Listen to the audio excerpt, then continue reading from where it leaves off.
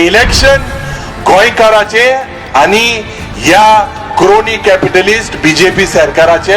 This election is people's power versus money and muscle power. हांव काँग्रेस पार्टीक salute करता की म्हज्या असल्या ल्हान मनशाक त्या गोंयच्या पुताक तुमच्या भाशेन एक फायटर म्हाका तिकीट दिली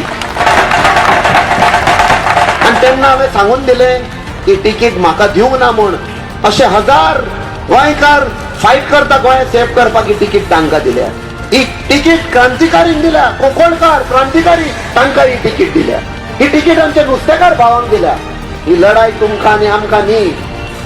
ही लढाई ती फुडले पिळगेची येवपाची आशा.